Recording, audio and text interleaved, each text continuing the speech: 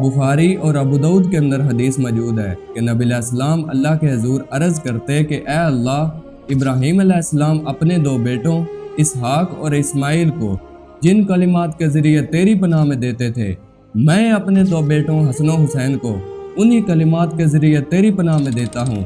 उईज़ुकुमा बिकलिमातिल्लाहि ताम्मा मिन कुल्ली शैतानि वहाम्मा व मिन कुल्ली ऐनिल लाम्मा।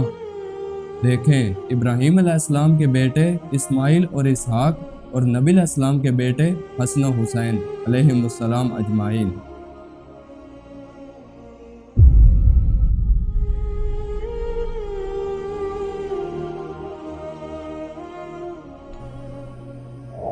मेरे भाई, सानिया करबला वो हादसा है जिसे उम्मत कभी भुला नहीं सकती, क्योंकि इसकी वजह से उम्मत की जमीयत टूटी।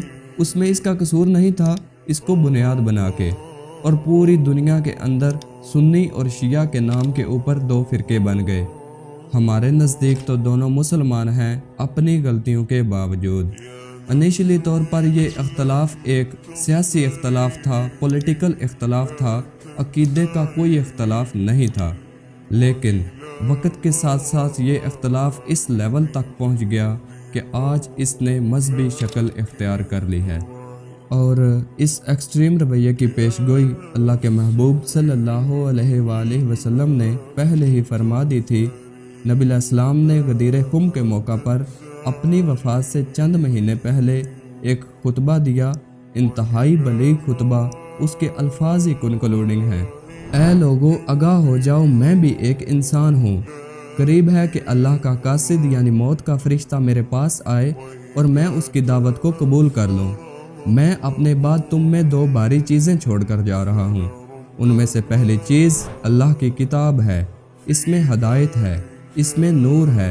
ये अल्लाह की रस्सी है जो कुरान मजीद में भी आया है ना, वअतसिमू बिहब्लिल्लाहि जमीअन वला तफर्रकू। तुम सब के सब अल्लाह की रस्सी को मजबूती से पकड़ लो और फिरकों में मत बटो। ये अल्लाह की रस्सी है, जो इसको पकड़ेगा वो हदायत पर होगा और जो छोड़ देगा वो गुमराह हो जाएगा। और फिर नबी अलैहिस्सलाम तरगीब दिलाते रहे, अल्लाह की किताब, अल्लाह की किताब, अल्लाह की किताब। और फिर फरमाया दूसरी बारी चीज़ मेरे अहलुल बैत हैं। मैं अपने अहलुल बैत के मामले में तुम्हें अल्लाह का खौफ दिलाता हूँ। मैं अपने अहलुल बैत के मामले में तुम्हें अल्लाह का खौफ दिलाता हूँ।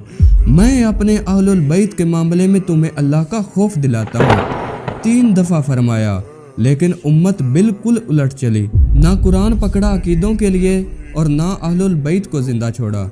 नबी अलैहिस्सलाम को कब्र मुबारक में गए सिर्फ 50 साल गुजरे हैं और आपकी पूरी औलाद को ज़िबा कर दिया गया। तो आप क्या सोचते हैं कि करबला बुला दी जाएगी? नहीं, ये क़यामत तक आपको हॉट करेगी। ये सोगे हुसैन नहीं, सोग 3 दिन के लिए होता है। ये गमे हुसैन है, ये इसी तरीके से जारी रहना है। बुखारी और अबू दाऊद के अंदर हदीस मौजूद है कि नबी अलैहिस्सलाम अल्लाह के हजूर अर्ज़ करते कि ए अल्लाह, इब्राहीम अलैहिस्सलाम अपने दो बेटों इसहाक और इस्माइल को जिन कलिमात के ज़रिए तेरी पनाह में देते थे, मैं अपने दो बेटों हसन और हुसैन को उन्हीं कलिमात के ज़रिए तेरी पनाह में देता हूँ। उईज़ुकुमा बिकलिमातिल्लाहि ताम्मा मिन कुल्ली शैतानि वहाम्मा व मिन कुल्ली ऐनिल लाम्मा। देखें, इब्राहीम अलैहिस्सलाम के बेटे इस्माइल और इसहाक और नबी अलैहिस्सलाम के बेटे हसन और हुसैन अलैहिमुस्सलाम अजमाइन। यानी आप ज़रा लेवल देखें कंपैरिजन का। अब लोग कहते हैं कि भाई सारे हुसैन इब्न अली की तरह इकट्ठे क्यों नहीं हो गए, अपने बीवी बच्चों के साथ सामने क्यों नहीं आ गए। ऐसा हो नहीं सकता मेरे भाई। यानी जिनका घराना इतना आली है, जिनको पता है कि हमारा किसी चीज़ को एक्सेप्ट करना उसे दीन का हिस्सा बना देना है, उन्होंने ही सामने आना था ना, दूसरों ने सामने किधर से आना था। मुस्नद अहमद में हदीस मौजूद है, मौला अली अलैहिस्सलाम फरमाते हैं कि नैनवा नामी एक गिरजा था जंगे सफ़ीन पर जाते हुए, और मौला अली अलैहिस्सलाम अपनी सवारी पर कह रहे हैं, इसबिर या अबू अब्दुल्ला, ए अबू अब्दुल्ला सब्र करो। तो साथियों ने कहा, हुजूर आप ये किससे बातें कर रहे हैं? उन्होंने कहा, मुझे एक हदीस याद आ गई। इसी मुकाम के बारे में नबी अलैहिस्सलाम ने फरमाया था, जब मैं आपकी खिदमत में हाजिर हुआ तो हुसैन इब्न अली को आपने गोद में उठाया हुआ है اور آپ کی آنکھوں سے زاروں قطار آنسو رواں ہیں۔ اور میں نے کہا یا رسول اللہ میرے ماں باپ آپ پر قربان، آپ کو کس نے غمگین کر دیا؟ تو نبی علیہ السلام نے فرمایا کہ ابھی جبرائیل علیہ السلام میرے پاس آئے تھے تو انہوں نے کہا کہ آپ اس بچے سے اتنی محبت کرتے ہیں اور اس بچے کو دریائے فرات کے کنارے پر پیاسا شہید کر دیا جائے گا۔ اور میری خواہش پر انہوں نے یوں ہاتھ مار کر کربلا کی وہ سرخ مٹی بھی مجھے دکھائی، اور وہ دیکھ کر میں غمگین ہو گیا اور میری آنکھوں سے آنسو رواں ہو گئے۔ یہ وہ غم حسین ہے جو نبی علیہ السلام کی زندگی میں بھی آپ کو تھا اور وفات کے بعد۔ مسند احمد میں ہی حدیث موجود ہے۔ ابن عباس کہتے ہیں کہ ایک دوپہر میں نے نبی علیہ السلام کو خواب میں دیکھا، پراندہ حالت ہے، بال بکھرے ہوئے ہیں اور ہاتھ میں ایک خون کی شیشی اٹھائی ہوئی ہے، اور میں نے کہا یا رسول اللہ میرے ماں باپ آپ پر قربان، آپ کی یہ حالت کس نے کر دی؟ اور آپ نے فرمایا کہ میں حسین اور اس کے ساتھیوں کا خون جمع کر رہا ہوں۔ یعنی یہ ایک تمثیل کے طور پر دکھایا گیا نبی علیہ السلام کو خواب میں۔ وہ کہتے ہیں کہ میں گھبرا کر اٹھا اور میں نے وہ دن اور تاریخ نوٹ کر لی، کیونکہ اس زمانے میں کمیونیکیشن اتنی زیادہ فاسٹ نہیں تھی، اور بعد میں پتہ چلا اسی دن یعنی 10 محرم کو عاشوراء کے دن 61 ہجری میں حسین ابن علی اور ان کے ساتھیوں کو کربلا کے اندر شہید کر دیا گیا۔ اب یہ وہ حدیث مسند احمد کی اس پر گواہ ہے کہ نبی علیہ السلام اپنی وفات کے بعد بھی اللہ کی جنتوں میں غمگین ہیں اس بات پر کہ حسین ابن علی کو شہید کیا گیا۔ تو غم حسین تو جاری ہے، اور صحیح بخاری کے اندر حدیث موجود ہے کہ حضرت حسین علیہ السلام، امام بخاری نے علیہ السلام لکھا اور مولوی نے اردو میں رضی اللہ عنہ کر دیا۔ اسلام 360 میں بھی علیہ السلام لکھا ہے عربی میں، اور اردو میں رضی اللہ عنہ لکھا ہے۔ 2 نمبری دیکھیں ان مولویوں کی۔ میں نے کہا کہ آپ کو فرق بھی ساتھ ساتھ بتاتا چلوں۔ تو حسین علیہ السلام کا سر کاٹ کر عبید اللہ ابن زیاد کے سامنے رکھا گیا، تو اس نے ان کے حسن میں کوئی کلام کہا اپنی چھڑی کے ساتھ، بجائے اس کے کہ اس سر مبارک کو چومتا، اس نے اپنی چھڑی کے ساتھ کوئی کلام کہا۔ پاس ہی انس ابن مالک کھڑے تھے تو انہوں نے کلمہ حق اپنی زبان سے بلند کیا۔ انہوں نے کہا کہ حسین ابن علی رسول اللہ کے سب سے زیادہ ہم شکل تھے، اور حدیث کے الفاظ ہیں کہ حسین ابن علی کے سر اور داڑھی کے بالوں میں وسمے کی بوٹی سے رنگا ہوا تھا، یعنی کالا کیا ہوا تھا انہوں نے داڑھی اور سر کے بالوں کو۔ حضرت ابوبکر صدیق کا قول ہے بخاری میں، عبداللہ بن عمر کہتے ہیں کہ حضرت ابوبکر کہا کرتے تھے کہ محمد کے قرب کو اہل بیت محمد کے قرب میں تلاش کرو۔ اب مجھے بتائیں کہ جو رسول اللہ صلی اللہ علیہ وآلہ وسلم کے قرب کو ان کے اہل البیت کے قرب میں تلاش کر رہے ہیں خود، کیا وہ کبھی دعویٰ کر سکتے ہیں کہ وہ اہل البیت سے افضل ہیں؟ اللاجیکل بات ہے۔ اب یہ کہنا کہ جی بخاری اور ابو داؤد کے اندر حدیث موجود ہے کہ عبداللہ بن عمر کہتے ہیں کہ ہم نبی علیہ السلام کے زمانے میں افضلیت دیتے تھے حضرت ابوبکر کو، عمر کو اور عثمان کو، اور اس کے بعد افضلیت نہیں دیتے تھے، تو بھائی یہ لوگوں میں فضیلت کی بات ہے۔ اہل البیت اس سے بالکل الگ ہیں، جن کے گھر سے دین ملا۔ دوسرے اصحاب نبی علیہ السلام کے گھر والوں کے بارے میں یہ سوچ سکتے ہیں کہ جس گھر سے ہمیں دین مل رہا ہے ہم ان سے بہتر ہو جائیں گے؟ Not at all, never.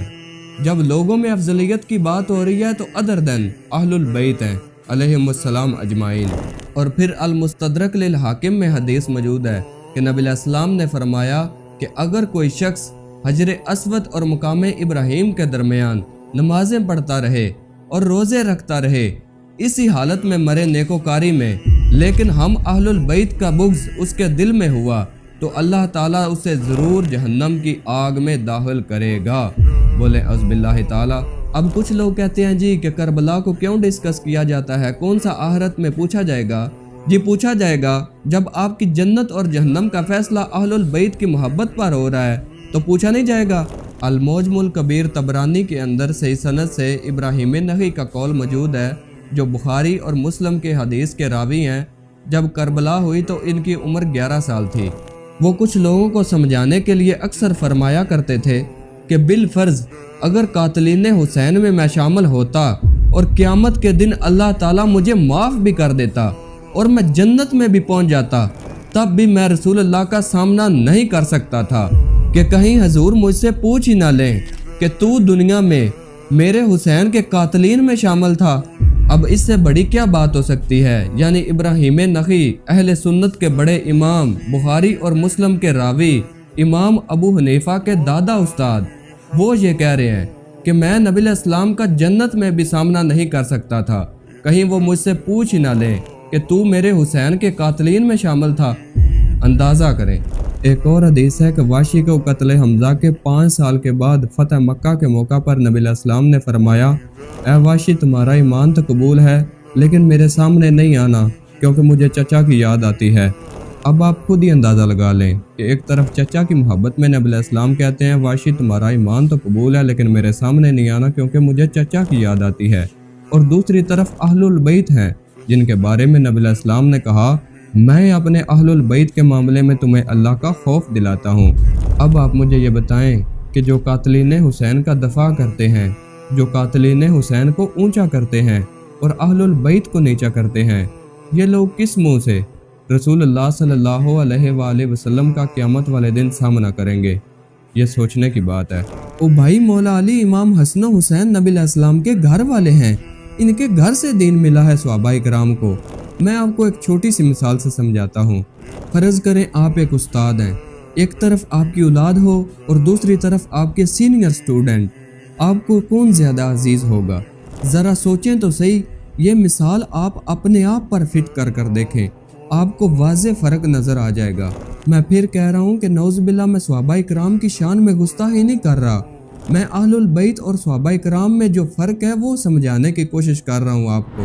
सहाबाए किराम की तो शान इतनी है कि सही बुखारी के अंदर हदीस मौजूद है कि अबू सईद खुदरी से मरवी है कि नबी इस्लाम ने फरमाया कि मेरे सहाबा की तौहीन ना करो, अगर कोई शख्स ओहद पहाड़ जितना भी सोना खर्च कर दे तब भी मेरे सहाबा की शान का हक अदा नहीं कर सकता।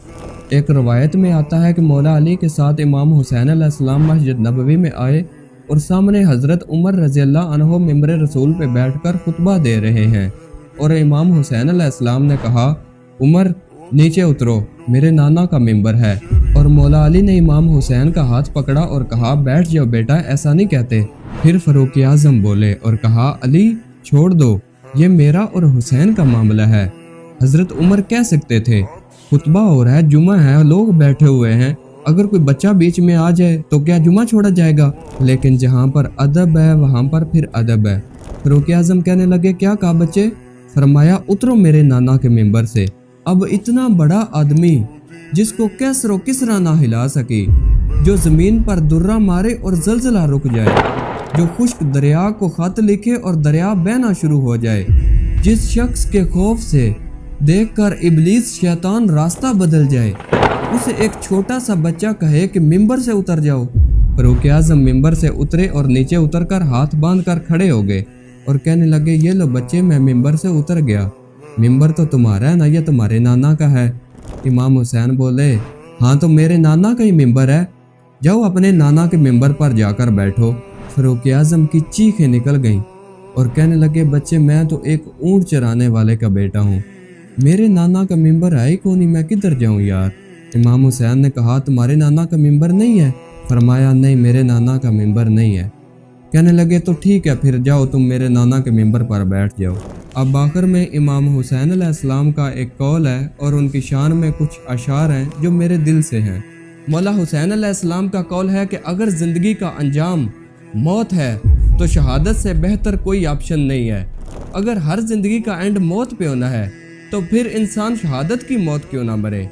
जो दहकती आग के शोलों पर सोया वो हुसैन, जो जवां बेटे की मैयत पर ना रोया वो हुसैन, जिसने सब कुछ खोकर